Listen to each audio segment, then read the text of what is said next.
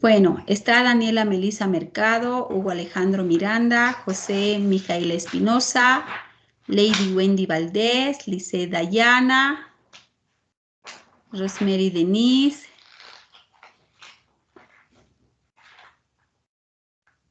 y Stephanie Andrea.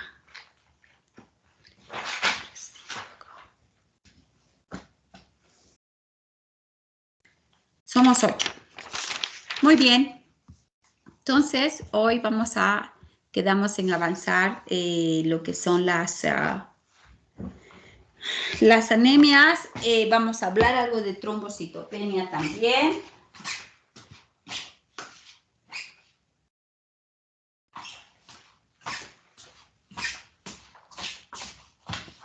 Y después ya les había dado el temario anterior para que podamos ir viendo progresivamente el temario. Enseguida voy a compartir pantalla con ustedes para empezar la clase del día de hoy.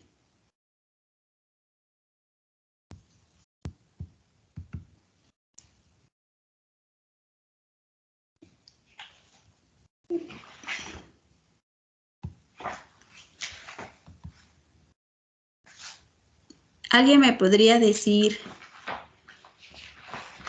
cuáles son los criterios para poder transfundir o hacer transfusión sanguínea?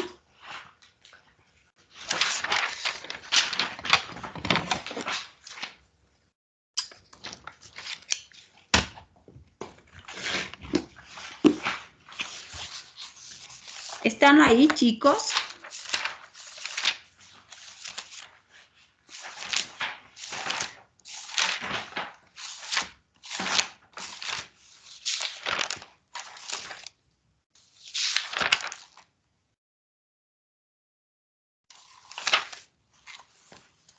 Hola.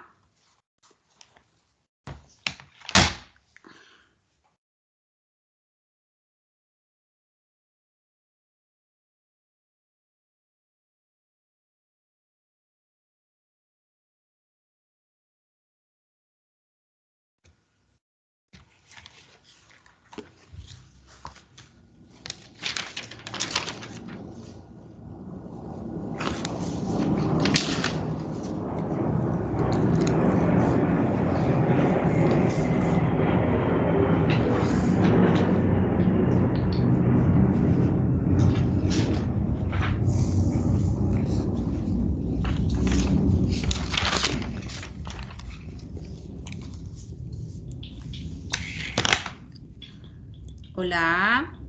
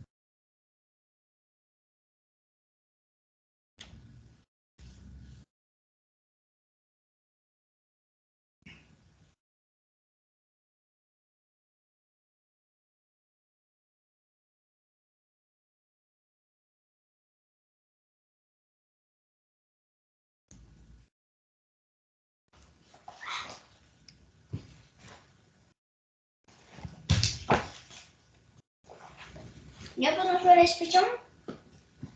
¿Ya podemos ver el espichón?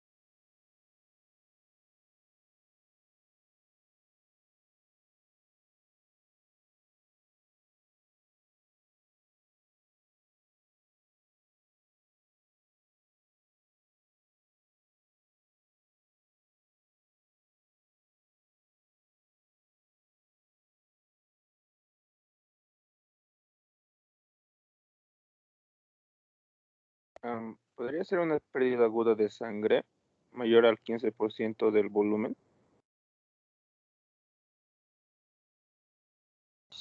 ¿Estás hablando en un paciente que tiene un shock hipovolémico? Sí. En el cual hay pérdida sanguínea evidente, como un trauma abdominal cerrado, donde se evidencia que hay un trauma hepático o trauma esplénico, o cuando hay una fractura de fémur, o cuando hay una fractura de cadera.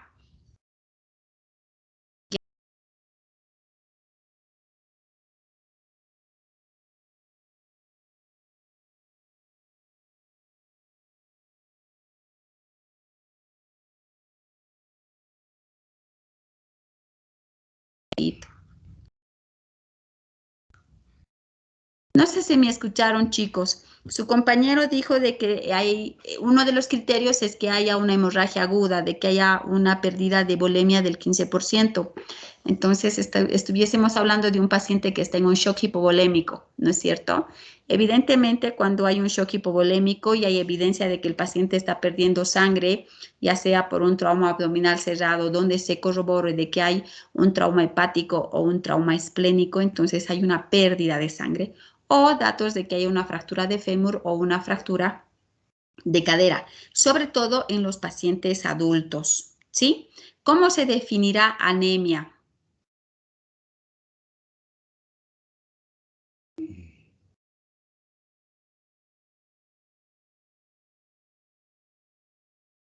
¿Cuándo se dice que un paciente tiene anemia?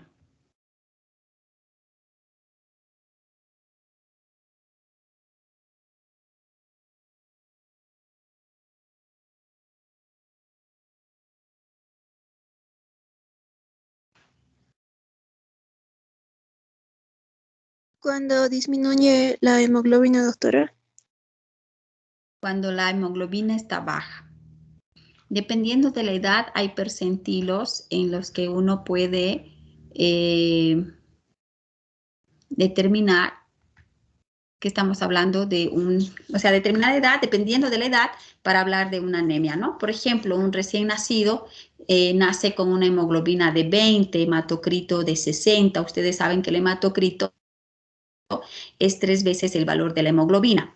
Entonces, un niño, un recién nacido, por ejemplo, en el que, sobre todo en los prematuros, cuando nosotros les hacemos procedimientos y solicitamos laboratorios, imagínense la cantidad o el volumen sanguíneo que estos pequeños tienen es mínimo, es poquito. Entonces, al extraerles muestras de sangre, el problema es que los vamos exsanguinando de a poquito y los hacemos anémicos, ¿no? Hay criterios para transfundir en los pequeñitos, por ejemplo, en los recién nacidos, en los prematuros hay criterios. Si tiene, por ejemplo, el criterio universal para transfundir paquete globular, ya, a un paciente es que tenga una hemoglobina de 7, igual a 7 o menos, iguales en un adulto, iguales en un niño, en un paciente pediátrico. En el caso de pacientes pediátricos, por ejemplo, que tengan hemoglobina de 10, en algunos pacientes específicamente se puede transfundir un paquete globular. Es el caso de un paciente que tiene una sepsis por un foco neumónico, entonces lo que se necesita es un transportador de oxígeno y más que el paciente esté ventilado, esté en asistencia ventilatoria mecánica, entonces son chicos que van a requerir un transportador de oxígeno y ustedes saben que la hemoglobina es el transportador de oxígeno. Ese, por ejemplo, no es que el niño tenga una hemoglobina de 7, con una hemoglobina de 10, siendo ventilado con una sepsis y en el que el foco es la neumonía, entonces con una hemoglobina de 10 ya requeriría un paquete globular. En el caso de los prematuritos depende, ustedes no se olviden que en los primeros días de vida sobre todo tenemos pacientes que o en estos pacientes la hemoglobina es una hemoglobina fetal, no es una hemoglobina de adulto y la sangre que le vamos a pasar pues es una hemoglobina de adulto, no es que haya donantes, otros recién nacidos u otros neonatos u otros pacientes pediátricos, ¿no?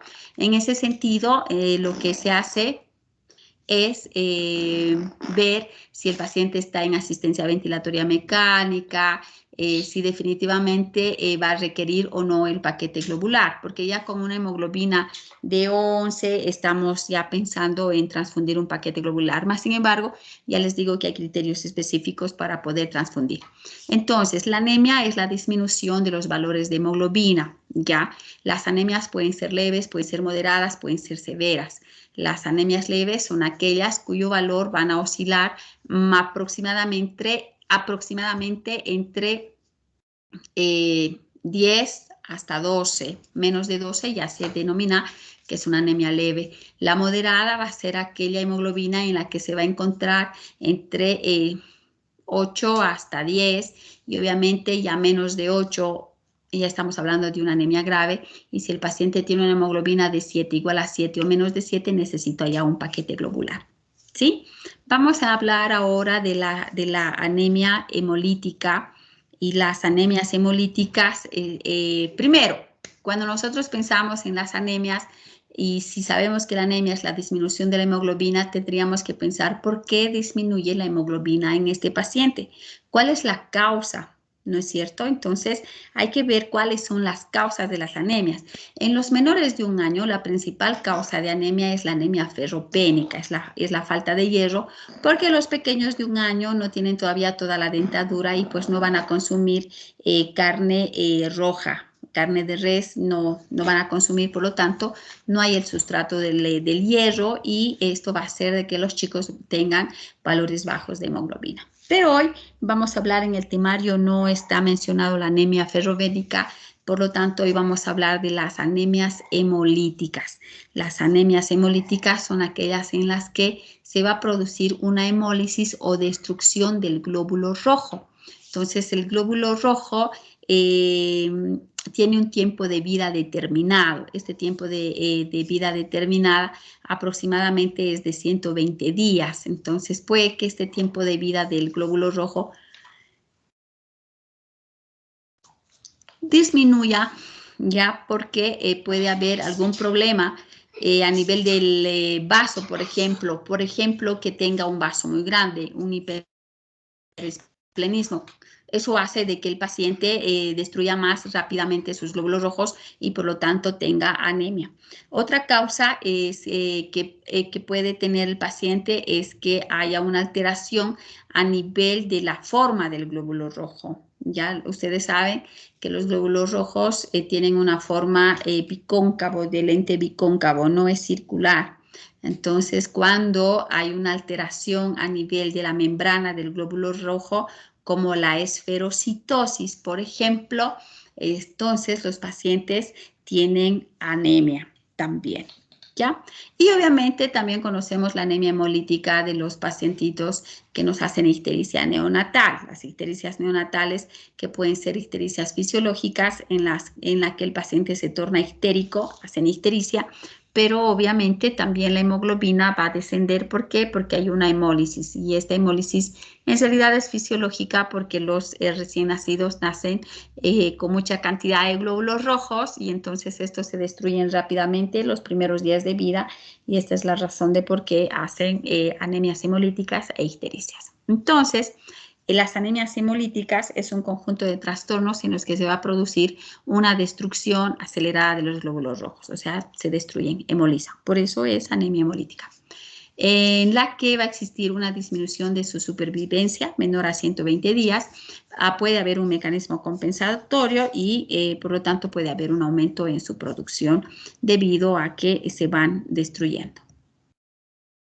¿Por qué se va a caracterizar una anemia hemolítica? Una anemia hemolítica se caracteriza porque hay una disminución de la vida media de los eritrocitos. Esto puede ser porque hay un aumento de la destrucción en los eritrocitos en la circulación, como una hemólisis intravascular, una hemólisis extravascular, es decir, se destruyen los glóbulos rojos, sobre todo en vaso, también en hígado, y la más frecuente son las anomalías intrínsecas de los eritrocitos, ¿no? Entonces, hay un trastorno de la membrana celular de los eritrocitos, y esto es lo que se denomina la esferocitosis hereditaria, que anteriormente ya les había mencionado. También hay trastornos enzimáticos de los eritrocitos, como la deficiencia de la glucosa 6-fosfato deshidrogenasa, que es una de las causas también de anemia hemolítica en un neonato. Y otras causas de anemia hemolítica tenemos las hemoglobinopatías. ¿Ya? En las hemoglobinopatías tenemos la beta-talasemia, la alfa-talasemia y también podemos tener hemoglobinopatías con una hemoglobina normal. La hemólisis, ¿qué va a provocar la hemólisis? La destrucción de los glóbulos rojos obviamente va a producir una anemia. Al mismo tiempo, hay una hepatoesplenomegalia, hay un aumento de la bilirrubina no conjugada, significa que las bilirrubinas indirectas son las que están incrementadas cuando nosotros solicitamos laboratorio y va a haber un aumento del urobilinógeno urinario. Las claves para hacer diagnóstico de una anemia hemolítica es que si nosotros solicitamos un hemograma, o sea, lo ves al chico que está pálido, con un tinte ictérico. Entonces, ¿qué vamos a solicitar? Un hemograma, vamos a solicitar bilirrubinas, también vamos a solicitar reticulocitos, ¿ya? Y podríamos, si sospechamos de una esferocitosis hereditaria, entonces vamos a pedir pruebas específicas para determinar si se trata o no se trata de una esferocitosis hereditaria. Entonces, si nosotros solicitamos un recuento de reticulocitos, va a haber un aumento de los reticulocitos, la bilirrubina no conjugada está aumentada, el urobilinógeno urinario está aumentado. Si hacemos un extendio de sangre periférica, nos van a indicar que hay alteración en el aspecto de los eritrocitos. La prueba de la antiglobina directa es positiva y hay un aumento de la eritropoiesis a nivel de la médula ósea. Entonces, vamos a hablar de la esferocitosis hereditaria. Denme un segundo, chicos, por favor. Hola, buenas noches. ¿Cómo estás, señora Lucía? Buenas noches. Te abro, papá. Dígame, señora Lucía, en que la puedo ayudar.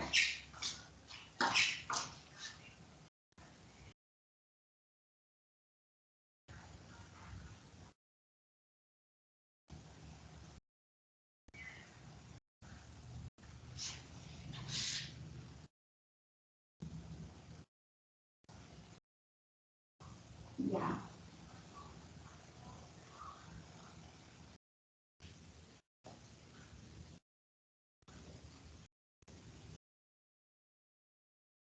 ¿Me puede ayudar un cardiovascular, señora Lucía? Hay que ver si usted no tiene varices venosas profundas. Sí, esa es la causa de por qué le calientan los oídos.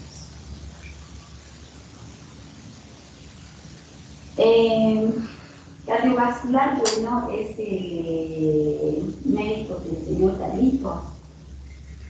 Dejo Careca, ¿sí?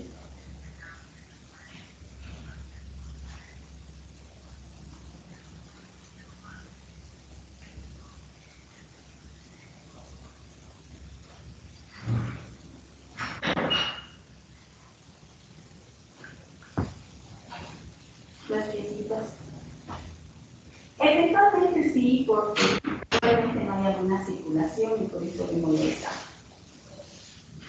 Sí.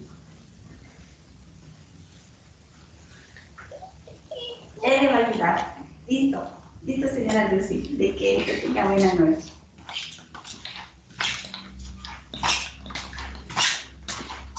Entonces vamos a hablar de lo que es la esferocitosis hereditaria. La esferocitosis hereditaria afecta de 1 de 5.000 pacientes pediátricos. Es hereditario autosómico dominante. El 25% puede no tener antecedentes familiares, por lo tanto puede tratarse de una nueva mutación.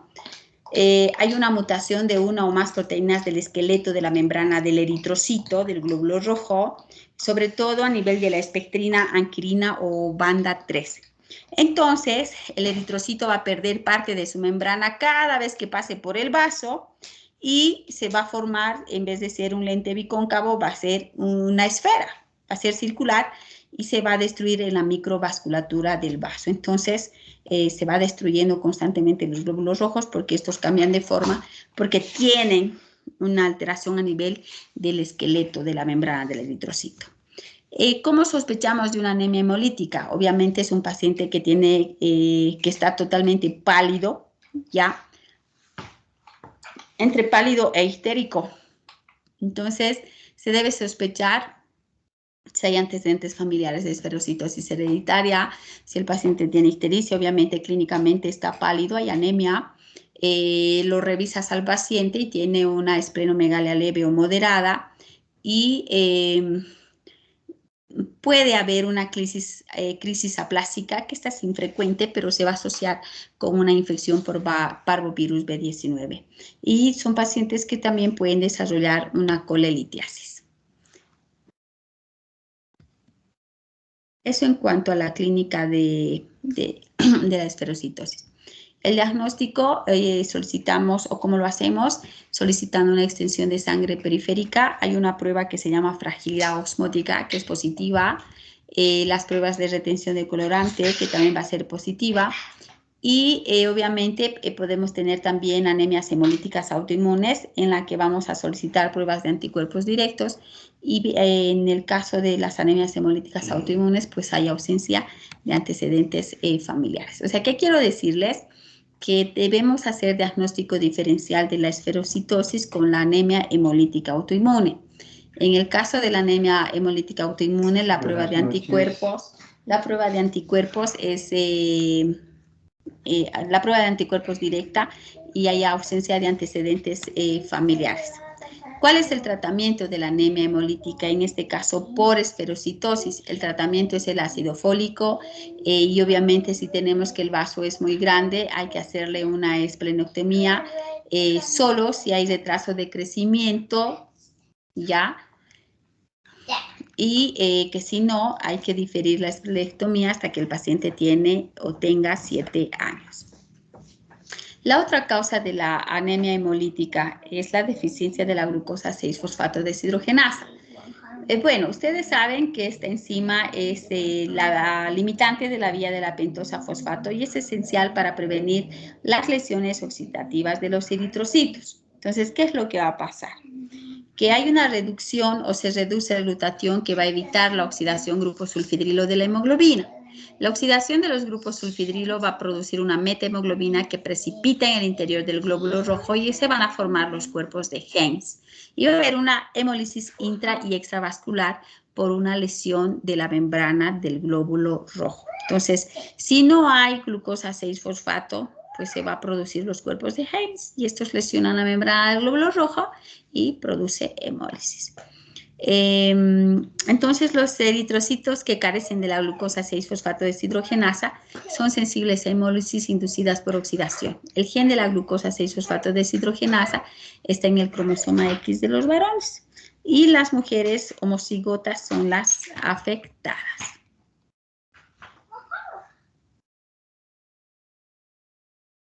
¿Cuáles son las manifestaciones clínicas? La deficiencia de la glucosa 6-fosfato deshidrogenasa se va a presentar en la etapa neonatal, por lo tanto el paciente va a requerir una exsanguinotransfusión porque la hemólisis es muy intensa. Entonces, las hemólisis, sobre todo las agudas, son inducidas por infección, por fármacos, por ingestión de judías verdes y por exposición a las bolas de la naftalina. El paciente puede tener fiebre, malestar, va a tener coluria, porque obviamente la orina contiene hemoglobina y urobilinógeno.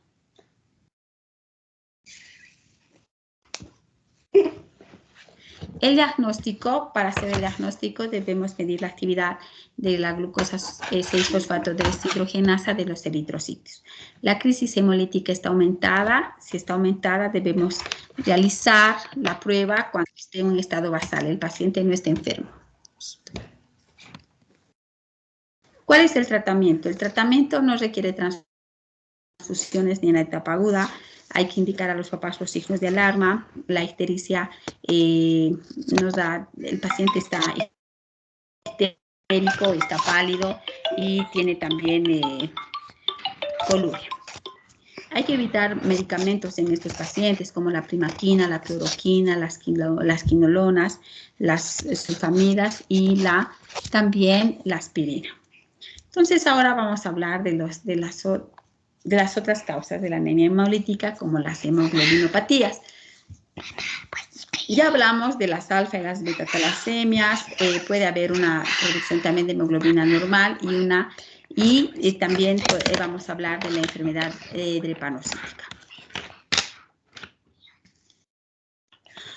Bueno, la enfermedad drepanocítica es por formación de la hemoglobina S, por mutación del codón 6 del gen de la beta hemoglobina, ¿ya?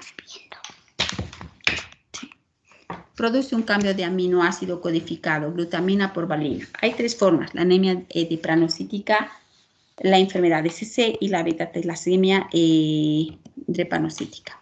La hemoglobina S es una molécula que se deforma, se polimeriza dentro del eritrocito, formando cuerpos rígidos, túbulo-espirales que van a deformar el glóbulo rojo en forma de hoz. Su vida media del eritrocito, por lo tanto, va a disminuir. Van a quedar atrapados en la microcirculación. Esto produce trombosis, isquemia del órgano o del hueso en el que va a producirse o va a quedar atrapado este glóbulo rojo. Los pacientes tienen anemia, tienen datos de procesos infecciosos. Obviamente, si hay una trombosis en el vaso sanguíneo, hay una crisis dolorosa, hay una anemia aguda, el paciente puede presentar priapismo, hay displenomegalia y obviamente hay problemas a largo plazo. ¿Cómo se producen procesos infecciosos? El tratamiento son antibióticos, el paciente tiene que tener todas las vacunas para evitar las enfermedades, el ácido fólico es parte del tratamiento y se debe de reducir las crisis veno-oclusivas. El niño debe estar totalmente abrigado, hay que evitar las deshidrataciones, las situaciones de estrés y las situaciones de hipoxia. Las beta-talasemias son deficiencia de la cadena beta, la síntesis de la cadena gamma continúa más allá del periodo neonatal y se va a continuar la producción de la hemoglobina fetal. Por lo tanto, va a haber precipitación de las cadenas de globina dentro de la membrana celular, dentro de la médula ósea y va a haber una eritropoiesis ineficaz. La clínica, como todos los pacientes de las anemias hemolíticas, tienen anemia, tienen ictericia, ¿no es cierto? Puede haber anemia ictericia grave posterior a los 6 meses, hay retraso del crecimiento del desarrollo, la hematopoiesis extramedular, hay un crecimiento del maxilar, hay un cráneo prominente y hay una hepatosplenomegalia significativa. El tratamiento son transfusiones sanguíneas mensuales, una vez por mes. ¿Cuáles son las complicaciones? Las complicaciones es que hay un depósito de hierro, hay miocardiopatía y hay cirrosis hepática, puede haber datos de diabetes, hay un retraso del crecimiento y de la maduración sexual y una hiperpigmentación a nivel de la piel. Vamos a hablar ahora de las alfa-talasemias. Las alfa-talasemias se producen porque hay una deleción de los 4 genes de la alfa-globina. La hidropesía fetal, el paciente tiene edema y ascitis porque hay una anemia fetal. La mortalidad es al 100% en útero o pocas horas después del nacimiento, excepto si los fetos van a recibir transfusiones in útero una vez por mes hasta el nacimiento y obviamente va a requerir transfusiones sanguíneas mensuales el resto de la vida. Entonces, las alfa-talasemias son una causa importante de hidrops fetal. El hidrops fetal se caracteriza que estos recién nacidos nacen totalmente edematizados, son es como que estuvieran en anasarca los pacientes cuando nacen. Nacen, respiran, pero no se los pueden intubar a estos chicos y se mueren. Todos se han muerto, los chicos con hidrops fetal, ya, debido a una alfa-talasemia, se mueren. Entonces hacen una anemia severa in útero y si no se hace transfusiones en útero, la verdad es que estos chicos nacen con el hidrops fetal y se mueren. Luego tenemos las anemias por baja producción de glóbulos rojos, que son las hipoproliferativas, en la cual hay un compromiso de la producción del glóbulo rojo por parte de la médula ósea. ¿Ya? Hay trastornos medulares, hay trastornos en la producción de la eritropoyetina y hay trastornos en la maduración del glóbulo rojo. Entre los trastornos medulares tenemos la anemia aplásica, que esta puede ser congénita o adquirida. Tenemos la aplasia pura de glóbulos rojos, que son congénitas, como el síndrome de Diamond-Blackfan, adquirida como la eritroblastopenia transitoria de la infancia. Luego tenemos el reemplazo medular, que es lo que pasa, que los pacientes pueden tener neoplasias, osteoporosis o una mielofibrosis. Los trastornos en la producción de la eritropoyetina tenemos en aquellos pacientes que tienen enfermedades renales crónicas. El hipotiroidismo también produce un trastorno en la producción de la eritropoyetina, las inflamaciones crónicas, las desnutriciones proteicas y las hemoglobinas mutantes. Entre los trastornos en la maduración del glóbulo rojo o eritroide tenemos el trastorno en la maduración del citoplasma. Y en estos tenemos la deficiencia de hierro, las talasemias, las anemias hidroblásticas y la intoxicación por plomo. Y los trastornos en la maduración del núcleo, como el déficit del ácido fólico o la deficiencia de la vitamina B12.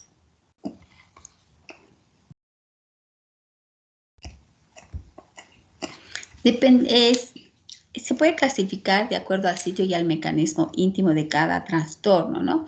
Los trastornos medulares, como la anemia aplásica, ¿no? En realidad vamos a hablar de este tema en específico. La anemia aplásica. Entonces, ustedes saben que aplasia es ausencia de. La anemia aplásica, o nosotros cuando estamos pensando en una aplasia de la médula ósea, ¿ya? Entonces, si hay una aplasia de la médula ósea, ¿por qué se caracteriza? Que el paciente va a tener una pancitopenia. Por ejemplo, si tenemos un paciente que viene con una palidez generalizada, pero no está histérico, pero está pálido y tiene antecedente de que tiene epistaxis y a veces gingivorragias, pero clínicamente se lo ve bastante pálido y uno dice, bueno, este chico parece que fuera una anemia. ¿Y qué vamos a hacer? Mínimamente le vamos a solicitar un hemograma. Y en el hemograma el resultado es que el paciente tiene una pancitopenia. ¿La pancitopenia qué es? Es la disminución de la hemoglobina, disminución de las plaquetas y disminución de los leucocitos. ¿Qué quiere decir? Que los tres elementos formes de la sangre van a estar disminuidos. Hay trombocitopenia y anemia y hay granulocitopenia. ¿Sí? Entonces, esa es una anemia aplásica, por eso se caracteriza. Las anemias aplásicas severas, ya hay un recuento de reticulocitos menos del 1%, el recuento de plaquetas es de 20.000 o menos, los recuentos de los leucocitos en números absolutos son menores de 500 por ml. Y qué hay que hacer cuando nosotros tenemos un hemograma donde podemos ver una pancitopenia, lo que se solicita es una valoración por hematología pediátrica, quien va a realizar un aspirado y una biopsia de la médula ósea para ver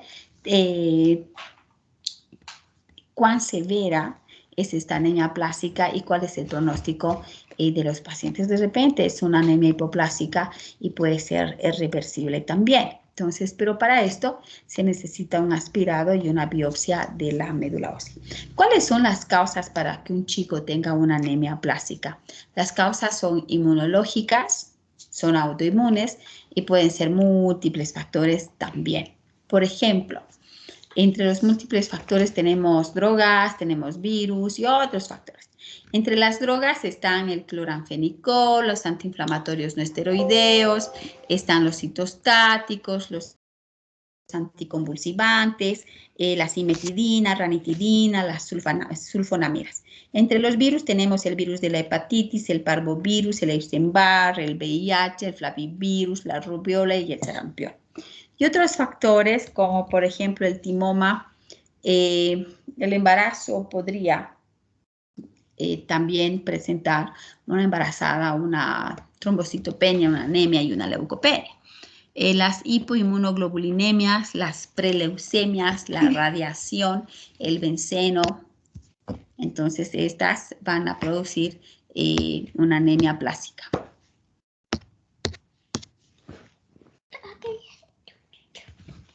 ¿Y cuál es el problema? Que hay un daño en la célula madre totipotencial, ¿no?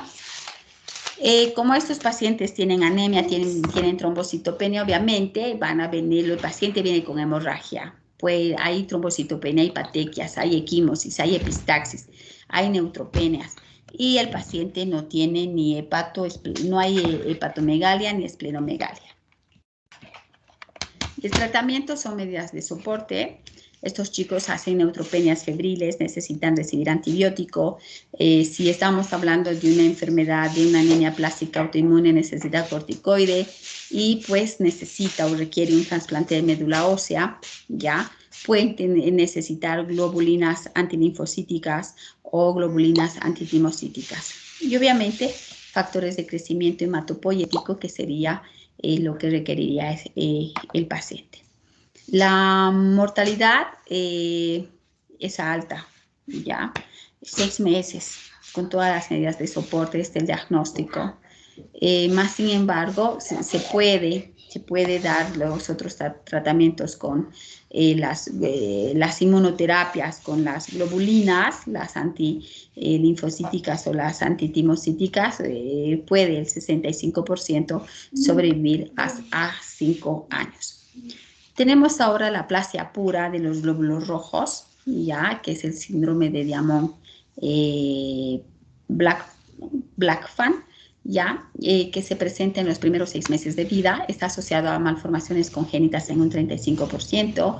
Puede haber micro o macrocefalia, hipertelorismo, labio superior grueso, labio leporino, paladar hendido, atrofia tenara hipotenar, debilidad del pulso radial, un pulgar trifarángico, talla corta, anomalía ocular, esclera azul, glaucoma, pliegue epicántico, cataratas, microoftalmos, estrabismo, o sea, terrible en realidad. Entonces, se presenta en los primeros 6 meses de vida, obviamente, son pacientes que tienen múltiples malformaciones congénitas. Entonces, obviamente, en estos pacientes, los glóbulos rojos están bajos, estamos hablando de una aplasia pura para los glóbulos rojos solo.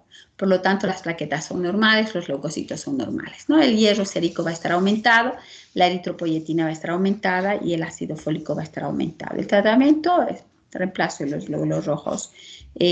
Corticoides con prednisona, 2 miligramos kilo día, y también requeriría un trasplante de médula ósea. Va a depender si son respondedores o no a los esteroides. Si responden, el pronóstico es bueno. La mortalidad sobreviene a los 10 años por una sobrecarga de hierro y transfusiones repetidas. Son pacientes que nos pueden hacer neumonías o nos pueden hacer sepsis. Entonces, eso con lo que son las anemias hemolíticas, las causas de las anemias hemolíticas, es importante que ustedes cuando tengan un paciente en la consulta o en la emergencia, si ustedes ven que el paciente está entre pálido y además tiene datos de una ictericia, sospechen de una anemia hemolítica. Entonces, si sospechan de una anemia hemolítica, pídanle un hemograma, pídanle bilirrubinas, ¿ya?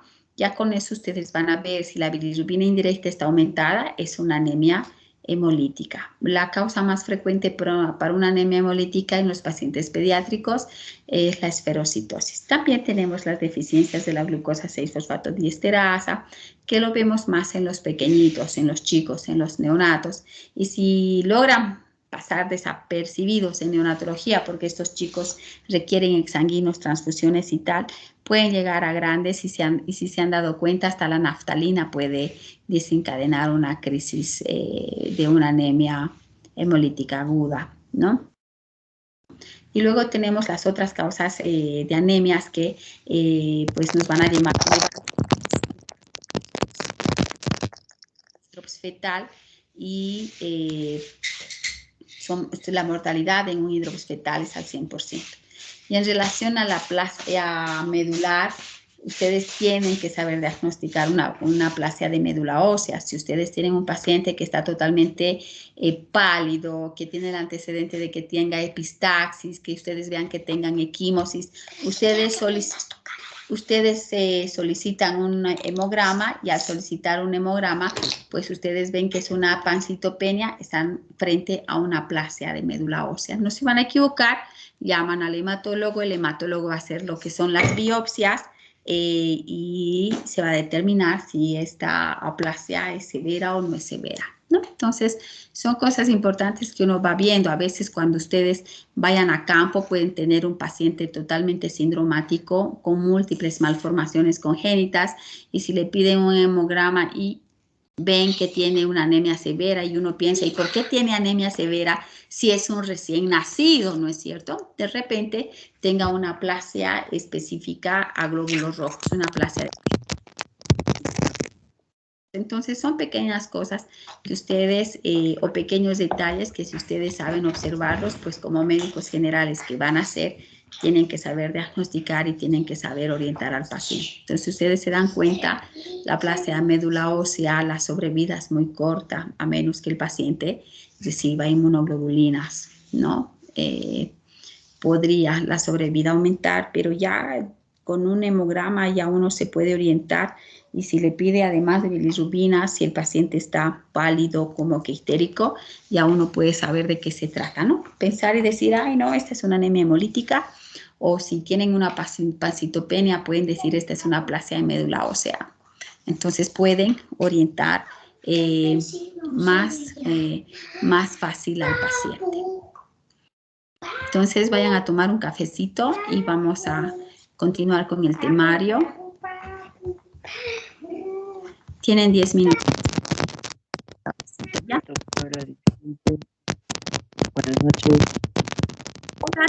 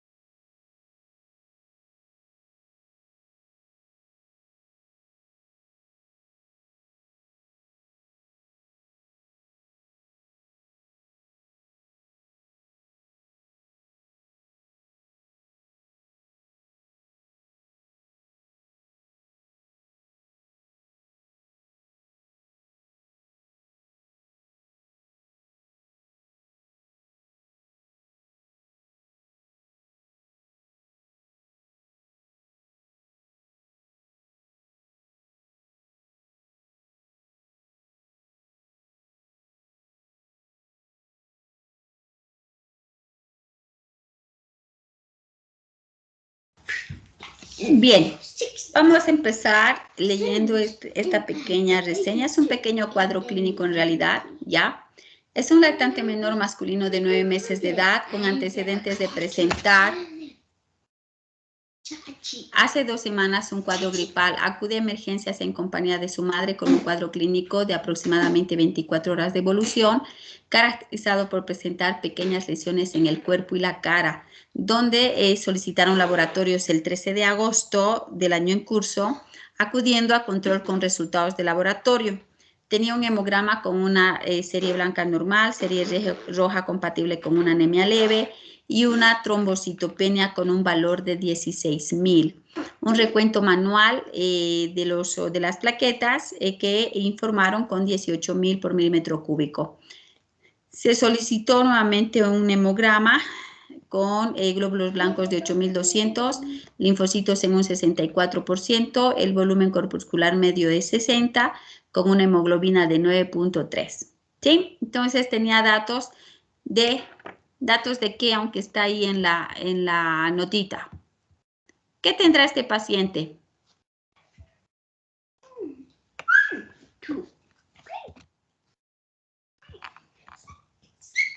Anemia plástica, doctora. ¿Por qué aplásica, amigo? ¿Sus leucocitos qué valores tienen? Sus glóbulos blancos.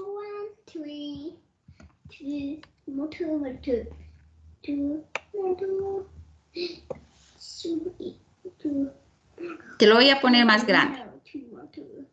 A ver, así tal vez se pueda ver mejor. ¿Qué valor tiene de glóbulos rojos? O de glóbulos blancos, mejor dicho. ¿Cuál es el valor que tiene? 8.200, doctora. 8.200. ¿Y cuál es el valor normal de los glóbulos blancos? 5.000 a 10.000. Entonces los glóbulos blancos están normales. Lo que sí tiene, que tú dijiste, es una anemia. Tiene una hemoglobina de 9.3. ¿Qué más tiene este pequeño en su laboratorio? ¿Cómo está disminuido, doctora? ¿Qué está disminuido? El BCM. Ya, pero eso es parte de la anemia, digamos. ¿Algún otro valor? Porque hay 3 cosas que debemos fijarnos a grandes rasgos en un hemograma. Entonces hay que ver la serie roja, la serie blanca y las Plaquetas. Miren, este pequeñito ya había ido a consulta. En la consulta ya le pidieron hemograma, donde dice serie blanca normal, serie roja compatible con una anemia leve y tiene plaquetopenia, una trombocitopenia. Tenía un valor de 16.000. ¿Cuál es el valor normal de las plaquetas? 2.000, doctora. ¿Cuánto? De 150 a 400.000. De 150 a 400.000. Miren, este pequeño tiene 16.000. 11, 12, 13, 14, 16. Y quiero que vean, espero que se pueda ver bien. Ahora les comparto la pantalla, denme un segundo. Hay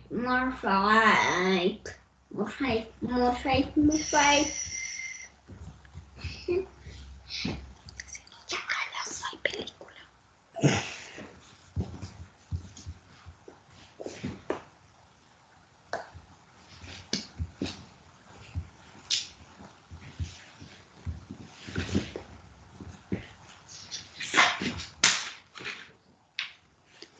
No sé si pueden ver, si se puede ver. Se ve. Si se puede ver bien sería ideal, pero no sé si podemos lograr ver más. ¿Qué tiene en la carita este pequeñito?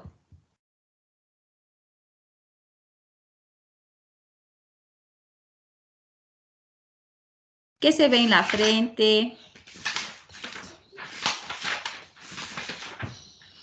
en las mejillas, el mentón. Parecen ¿Qué parecen? petequias. Son petequias. Ese es el pacientito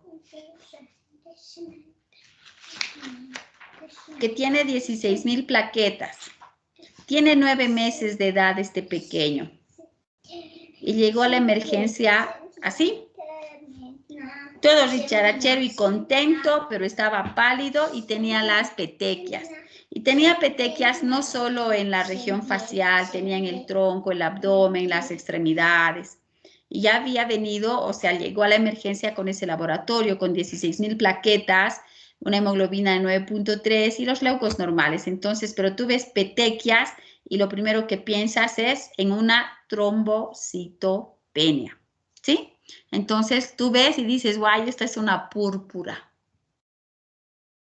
Cuando ves petequias, tú dices púrpura, ¿no es cierto?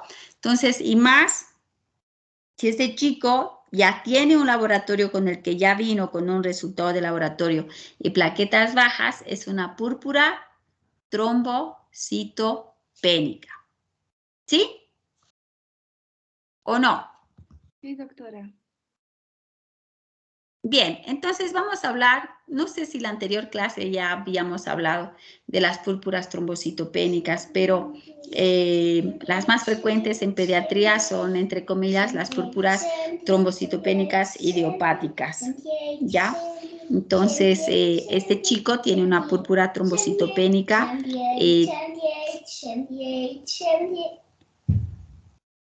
Se volvió a repetir el laboratorio, incluso se pidió un recuento manual, pensando de que la máquina del hemograma estaba malito, entonces se volvió a repetir y el recuento manual nos dijeron que tenía 18.000 plaquetas, igual son bajas, ¿sí?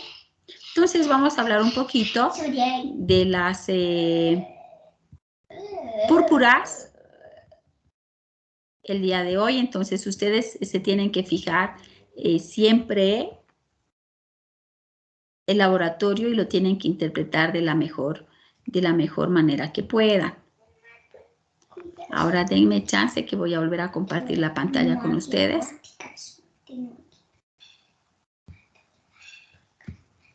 Ay, que la computadora no me obedece.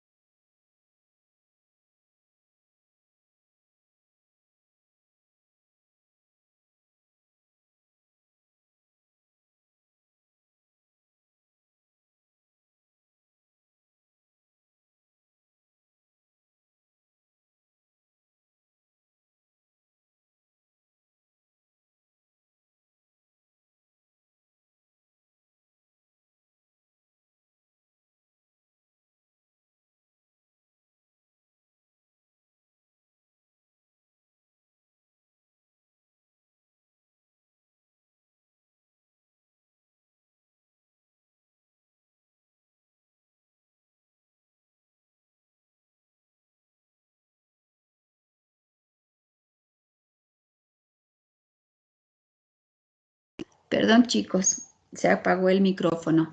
Sí. Voy a volver a compartir, ¿ya? Es una imagen de una placa radiográfica. Es fuera del tema en realidad, no es de una púrpura. A las púrpuras, obviamente, no les vamos a pedir una radiografía. Lo que necesito es que me digan si esa radiografía es de qué. ¿Es una radiografía de qué?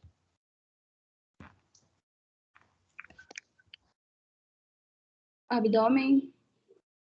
De abdomen. ¿Y qué se puede ver en esa placa radiográfica? ¿Qué les llama la atención? Imagen radiopaca es como si tuviera sangre, doctora. No. Miren, yo lo que quiero que vean un poquito, que todo esto, bueno, acá está el diafragma, esto es parte del colon, este es un colon que está distendido, que se ve con niveles, pero acá abajo hay algo que llama mucho la atención, en pelvis. Esta imagen, estas imágenes que se ven acá, que es toda la parte pélvica, como puntillado. ¿Qué será? Es una radiografía de un niño.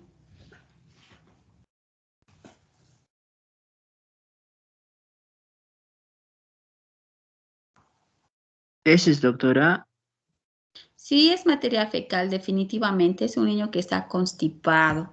Todo eso es materia fecal. Es un chico que no tuvo deposiciones como 10 días y llegó con una distensión abdominal fatal. Y por eso es que esta parte del colon, que es parte del colon transverso y el descendente, se ve tan distendido. Es una radiografía de abdomen de pie. Entonces, este chico tiene una típica placa de una constipación.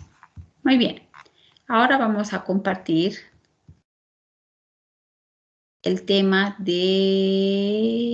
¿Dónde están? ¿Dónde están? Que no lo encuentro. Denme un segundito. Son muchas ventanas abiertas. Muchas caras abiertas.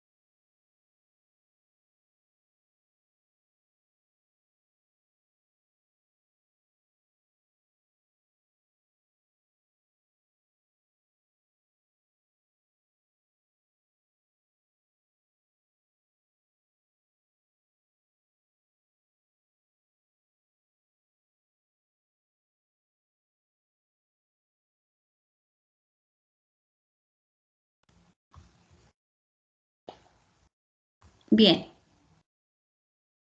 Sí me pueden oír, ¿verdad? Sí, doc.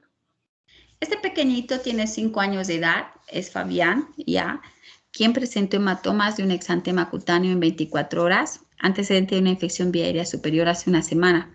Si se dan cuenta, coincide con el cuadro clínico del pequeño que les he mostrado la fotito, ya. Igual, un exantema purpúrico con algunos hematomas en el tronco y las piernas. En la lengua tenía 3 ampollitas sangrantes, al igual.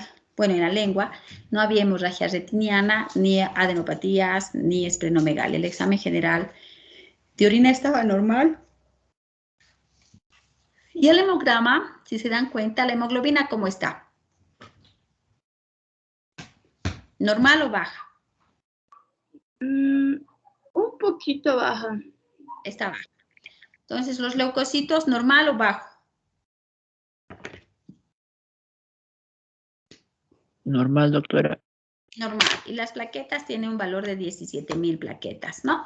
Entonces, lo que tiene este pequeñito es una trombocitopenia, igual que el caso anterior que les había presentado, ¿ya? Se dice trombocitopenia cuando el recuento de plaquetas está por debajo de 150,000. Una trombocitopenia grave es cuando el valor está por debajo de 20,000 y puede tener datos de una hemorragia, que puede ser incluso espontánea. Una trombocitopenia moderada es de 20,000 a 50,000 y es un paciente que puede presentar hemorragia en un acto quirúrgico o si sufre algún traumatismo. Y una trombocitopenia leve es de 50,000 a 150,000 y tiene un riesgo bajo de hemorragias durante la cirugía o los traumatismos. El caso anterior que les había mencionado era una trombocitopenia grave, tenía 16,000 plaquetas, hicieron un recuento manual y tenía 18,000. El chico no tenía sangrados por ningún lado, no había gingivomorragia ni epistaxis, pero si se dieron cuenta tenía el antecedente de una infección, un resfrío, dijo la mamá, como una semana antes de llevarlo a consulta. Entre las manifestaciones clínicas de la trombocitopenia son las petequias, ¿no? Las petequias, este chico ya tenía tantas petequias que eran purpúricas, hay antecedentes de epistaxis, gingivitis y puede haber también hematomas. Muy bien. Vamos a hablar específicamente de la púrpura trombocitopénica idiopática, que es la causa más frecuente de trombocitopenia infantil. Va a afectar de 4 de 100,000 niños por año. Hay una destrucción inmunomediada de plaquetas circulantes por autoanticuerpos, antiplaquetas. Entonces es idiopática. La disminución de las plaquetas va a haber disminución de las mismas con un aumento de los megacariocitos en la médula ósea. Las características clínicas es más frecuente en los chicos de 2 a 10 años, aunque el caso que les presenté, el primer caso que les presenté, es un chico de 9 meses. ¿Ya? Tienen antecedente de que han cursado con una infección viral 1 a 2 semanas, como el caso que les presenté, los dos casos igual. Son chicos que tienen petequias, que hay púrpura, hay hematomas superficiales, epistaxis o gingivomorragia, y la complicación es que puede haber una hemorragia intracraneal. Y el diagnóstico de las púrpuras trombocitopénicas en realidad se lo realiza por exclusión, ¿ya? De todas maneras, las causas de las trombocitopenias es porque hay un aumento de la destrucción de las plaquetas como inmunitarios, como la púrpura trombocitopénica idiopática, ¿ya?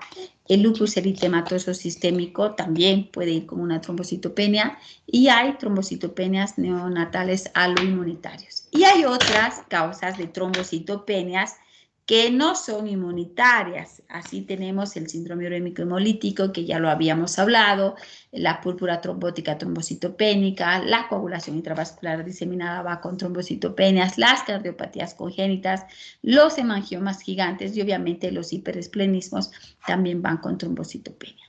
La alteración en la producción de las plaquetas pueden ser congénitas o pueden ser adquiridas. Las congénitas como la anemia de Fanconi, el síndrome de Bernard-Soulier, el síndrome de Wiskott-Aldrich, y los adquiridos como la anemia plástica y cuando la médula ósea está ocupada por otro tejido, estamos hablando de un cáncer. ¿Cuál es el tratamiento? El tratamiento en realidad en este caso de los pacientes con una PTI, una púrpura trombocitopénica idiopática, la transfusión de plaquetas solo se hace si el paciente tiene datos de sangrado o va a ser intervenido quirúrgicamente, ¿ya? Pero lo que se utiliza es la prednisona o la prednisolona. La inmunoglobulina no es muy frecuente usarla en realidad, pero prednisona sí. Y hay un último artículo en el Up to Date donde habla de tratar la púrpura trombocitopénica idiopática con dexametasona. A este pequeñito que les presenté en realidad le iniciaron dexametasona. Este pequeñito ingresó al hospital el día viernes 13 de agosto y estuvo con dexametasona viernes, sábado, domingo y lunes pues ya lo vio el hematólogo pediatra y le cambió a prednisona. Con la prednisona subieron las plaquetas hasta 40,000 y con ese valor se dio de alta para la casa. Ya entonces el tratamiento, el que eligió el hematólogo infantil fue de prednisona. Entonces, pero ya les digo, hay un artículo en el Up to Date sobre la DEXA, pero la mayoría de la literatura nos habla de prednisona, ¿sí? Y la transfusión de plaquetas solo si el paciente tiene riesgo de sangrado o tiene un sangrado activo o es un chico que tiene trombocitopenia y necesita una cirugía de emergencia, entonces necesitamos pasarle plaquetas. Y la inmunoglobulina como un caso último en caso de que no se pudiera elevar los valores de plaquetas. Eso con lo que es la púrpura trombocitopénica idiopática. Ya, para el día de hoy tendríamos avanzado el temario que estaba programado y para la próxima clase nos toca hablar de la hemofilia y nos toca hablar de leucemias.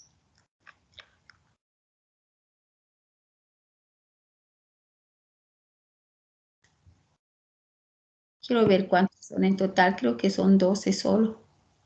Doctora, en el caso de aunque utilice prednisona o inmunoglobulinas, la trombocitopenia no se normalice, ¿se podría considerar una esplenectomía? Depende, porque en el caso de una idiopática en realidad no hay la causa, pero si tienes un vaso grande se puede. Las esplenectomías, hay varios pacientes esplenectomizados porque han estado con datos de trombocitopenia importantes.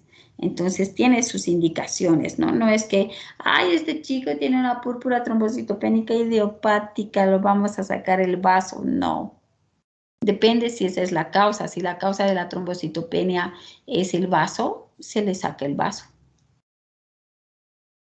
De todas maneras, son pacientes que cuando uno los ve, como el caso de este pequeñito que llegó con sus petequias ahí todo purpúrico, el pobre, porque tenía por todo su cuerpo sus petequias y con unas plaquetas tan bajas, ustedes pueden iniciar tratamiento con prednisona a 1 miligramo por kilo, se inicia el tratamiento, o prednisolona también, y hacer una consulta con un hematólogo pediatra, porque el chico tiene que hacer controles con un hematólogo pediatra, tiene que estar dirigido a un hematólogo pediatra, y ustedes tienen que ver qué pacientes van a internar, porque un chico que tiene 20,000 plaquetas o menos es una trombocitopenia grave. Ese chico no puede irse a la casa. Si ustedes lo van a mandar para la casa, es un chico que puede tener quimosis, puede hacer hematomas, un chico de 9 meses que de repente se golpea en el catre o se golpea en la pared, puede hacer hemorragias intracraneales o puede volver con epistaxis o gingivorragias. Pero si la causa de la trombocitopenia es una esplenomegalia, se saca el vaso y ya está. ¿Alguna otra pregunta que tuvieran?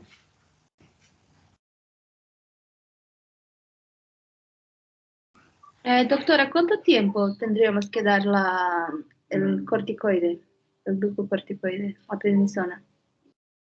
Hasta que se consiga de que el paciente tenga elevación de las plaquetas. Tendríamos que tener por lo menos llegar a, ustedes saben que los valores normales de las plaquetas son de 150,000 a 400,000. No vamos a pretender que el paciente tenga 400,000 plaquetas, pero tendría que tener por lo menos 100,000 plaquetas. De todas maneras, los que determinan cuánto tiempo va a recibir de tratamiento es el hematólogo. La idea y el objetivo del tema es que ustedes sepan diagnosticar una trombocitopenia y sepan cuándo es leve, cuándo es moderada y cuánto es severa. Y ustedes sepan además qué pacientes se tienen que hospitalizar, a quienes lo mandan para la casa con una interconsulta para el hematólogo pediatra y quiénes se tienen que hospitalizar. Entonces, ustedes como médicos generales tienen que saber diagnosticar. Ahora, en la mayoría de los centros de salud, cuando ustedes vayan a hacer campo, hay un laboratorio donde se puede hacer un hemograma y y ustedes ven, y si tienen pancitopenia, es una anemia plástica. O si tienen datos de anemia, una anemia leve como estos dos chicos, de los dos casos que les presenté, pero si tienen plaquetas bajas, ustedes saben que es una trombocitopenia. Incluso la púrpura de Schönlein-Henoch, si ustedes han leído, también se caracteriza porque el paciente tiene trombocitopenia, pero empiezan con petequias que se denomina petequias en pantalón. Entonces empieza por las extremidades inferiores y es bilateral. Entonces ahí no estuviéramos hablando de una púrpura trombocitopénica idiopática, sería un Schönlein-Henoch, y el Schönlein-Henoch también se maneja con corticoides. Pero ¿cuánto tiempo? Lo que se espera es que el paciente suba las plaquetas por lo menos a 100.000. De todas maneras, quien lo determina y hace un seguimiento es el hematólogo.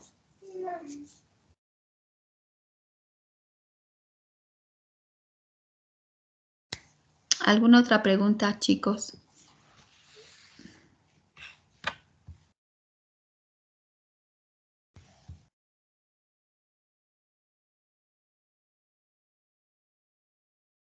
Creo que no, doctora. Entonces nos vemos la próxima clase para hablar de leucemias y de hemofilia. Doctora, Doctora, disculpe, ¿Sí?